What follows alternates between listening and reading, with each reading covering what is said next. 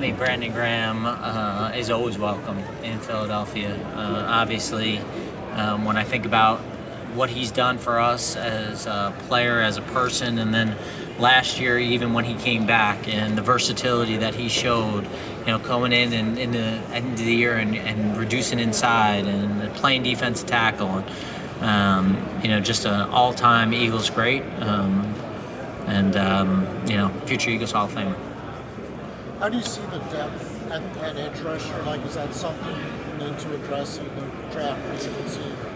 Well, we usually take 7 or 8 guys to camp. We only have 3 on the roster right now, so definitely think we'll have to address it. It's a priority position for us, and we'll just kind of try to manage our own guys, free agency, and the draft to bring the best outcome possible that we can.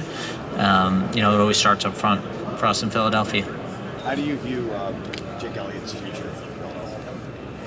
I think that Jake has been a tremendous kicker for us since we got him off practice squad in Cincinnati in 2017. Tremendously clutch. Have a lot of confidence in him as a player, as a kicker, as a person, a captain on our team, and continue to believe in him as our place kicker. You cast a very wide net with the OC search. What stood out to you about Sean Mannion, and how did you guys land on that decision? I think the more people you interview, just like when you go through this, when you watch a lot of players, it's easy to compare all those guys, and so for us, casting a wide net, being able to hear everyone's vision, have them articulate to us how it would fit our players, because it's always about our players.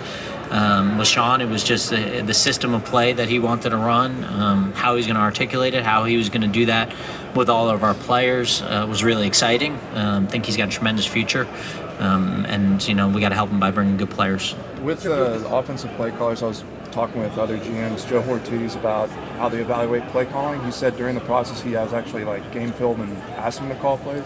What's kind of your history with that, and do you do things like that? Yeah, obviously we have our way of interviewing people. We've interviewed coordinators here a little bit over the last couple of years. Been fortunate to have success and guys leave, and obviously made some decisions here that put us in position to interview some coordinators, and feel like we have a really good process led by Coach Sirianni on the offense coordinator. He'd probably be the right person to ask the question about interview. What's your view of the secondary? A hugely important position for the Philadelphia Eagles. I don't think any team in the history of the NFL has benefited more from the backup quarterback position of the Philadelphia Eagles. Sorry, I asked quarter. I apologize. My bad. No, My that's bad. Yeah, I think that when you look at Q and Coop leading that group, 2 All-Pro players, guys who want to be part of Philadelphia Eagles for a long time. Really, Coop, he can play anything. He can play outside corner, he can play nickel, he can play at an all-pro level anywhere. So having him gives you some flexibility. And so, we'll go into the off-season and looking to add to that position. Adore did a really nice job for us last year. And it got better throughout the course of the year. And so just like any other position, he's a free agent, and we'll just kind of see how the offseason plays out. With Cooper, as a follow-up to that, with Cooper, I guess, how do you view the value he brings in the nickel position and compared to somewhere maybe outside or outside? Elite player at the nickel position. And so when you have someone who's elite at something and you move him, he could be elite as an outside corner too. But when he's able to affect the run game, he's able to affect the pass game, the screen game from there, and you just see the difference that he makes in that role. And then when he plays outside, very little separation. He's obviously got size, speed, unique athletic ability. I joke he could be an elite receiver. He could probably be an elite quarterback too. I've seen him throw the ball too. So just an elite athlete with elite character, and just happy he's a Philadelphia Eagle. Howie, you have players who you might be willing to trade and might garner interest. Do you try to establish what you would take before you even get those offers? Yeah, you always try to make decisions in calm times. You don't. We do the same thing in the draft. We have a value for, every player on the roster, so that we don't get sideswiped on anything. That we understand what we would do. That doesn't mean we would trade them, but at the same time, we got to be open to listen on everything that we do here. That's what a lot of this week's about. That's what a lot of the first couple weeks of free agency is about. That doesn't mean there'll necessarily be action, but you got to be willing to listen. We'll do that during the draft as well, and decide what's the best for the Philadelphia Eagles. At the end of the day, everything we do is what's best for the Philadelphia Eagles, so that we can try to compete and hopefully win another championship. Howie, last year, Dallas Goedert's contract situation was a little uncertain, and you guys restructured it to 1 year so he could be a free agent this year. How do you view that now? And then what do you think the end result is going to be for a guy who's kind of into his 30s now at that position? Yeah, tremendous player and person for the Philadelphia Eagles. Really glad we were able to figure it out and bring him back to Philadelphia this year and for this season. And tremendously productive for us. Just a huge asset for our offense to have him on our football team. Again, we got to put the whole puzzle together. And so to sit here, we got a lot of other free agents too, and say, hey, we're definitely going to get this guy back.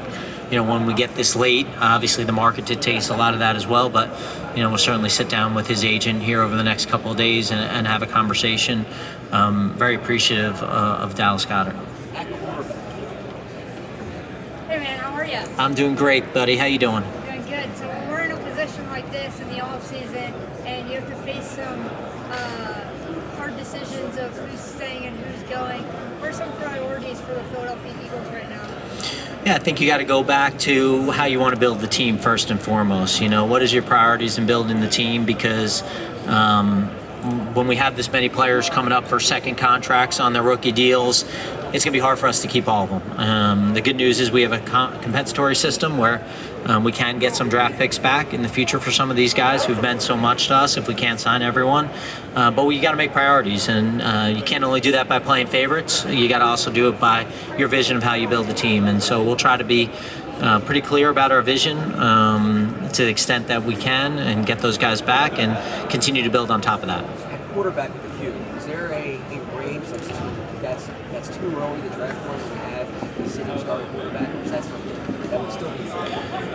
I think it's staying true to your board and making sure that at every position that you're grading them clearly based on their value in the league, what kind of players they are. They're going to be in the league that you project them to be. Obviously, you can't have any guarantees on that.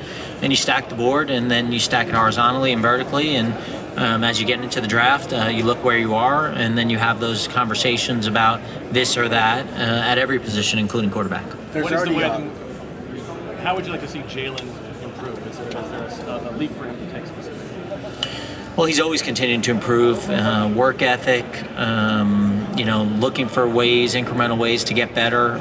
This system, we think, is going to be really good for him as well as a lot of our other players. He's always looking for a system of play, and we think that we have that. And so just really excited to get him back in the spring and get the reps and continue to learn the principles that Sean's looking to bring to our offense and go from there. There's already talk of how deep the 2027 draft class is in the draft now. How do you balance being aggressive, potentially parting with picks beyond this year versus knowing the class that's coming up? I think that we always look 1 year out and we always look with optimism, and I think last year at this time there was probably optimism about this draft and where this draft was going and what it could be. You got to go into each draft understanding the value of the players that are in that particular draft, and if the value changes at a certain point in time, then then I think that at the end of the day, then you can make decisions based on that. Howie, obviously, look at when you look at the running back room with Sean's new system and everything, how much can that benefit guys like Saquon, Tank, and even Jalen as far as running? Yeah, I think you left out Will there too. I think that those three guys have complementary skill sets, really talented players. Really excited to see what they're going to be able to do in 2026. And feel really confident that they're going to be put in great position to succeed. Howie, obviously you addressed the question about A.J. Brown. Certainly, as you've always said before, you can't guarantee anything about their future. You also said that we're listening. I'm wondering, when that you don't close the door on anything, you can't. But does that?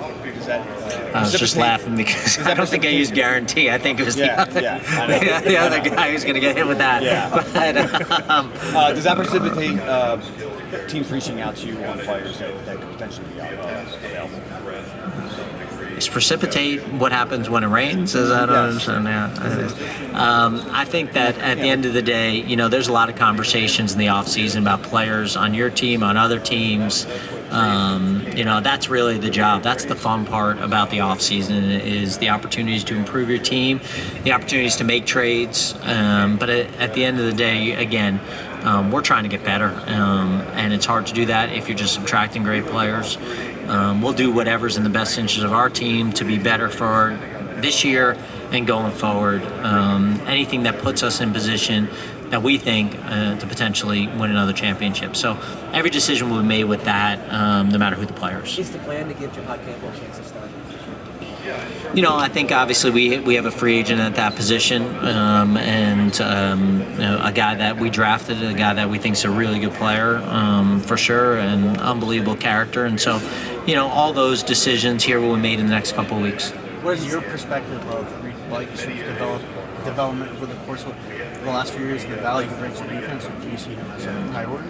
Yeah, really proud of Reed, undrafted free agent, and played in 2 Super Bowls, 4 years, 4 playoff appearances. Was a captain this year for our team. Tremendous player, tremendous person. And that's how I feel about Reed. Is the franchise or transition tag in place?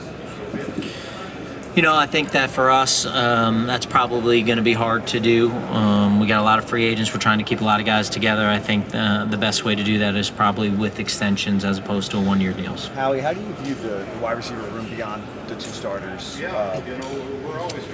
Well, John's a free agent. I think we have a couple young players behind him who have shown flashes of a skill set that we're looking for.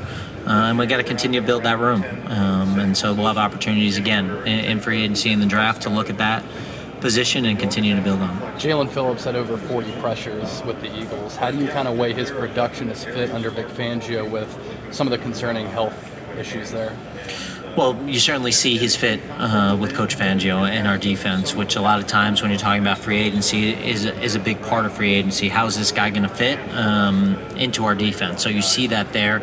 You've been with the guy. He's got tremendous character, tremendous work ethic. And then all the things that you're doing, you're trying to balance the other factors that go along with that to try to come down with the value. And you work with everything just like we're here. We're part of being here. Part of the benefit of being here is the medical information. We get in situations where we get really excited, and then a week from now, we'll have some medical information that will change some of the evaluation. So that's always part of the decision making. At this point in your career, are you better at not allowing? Seems like a local. Not a lot of. I don't know that you can do anything about it. I don't know that you can do anything. Not that I don't like seeing you guys. I get it. At this point in your career, are you better at not letting sentimentality leak into your decision making? I don't know. I think that when you draft guys and you see them have success, you want to keep them around. So I don't know. Maybe we'll see.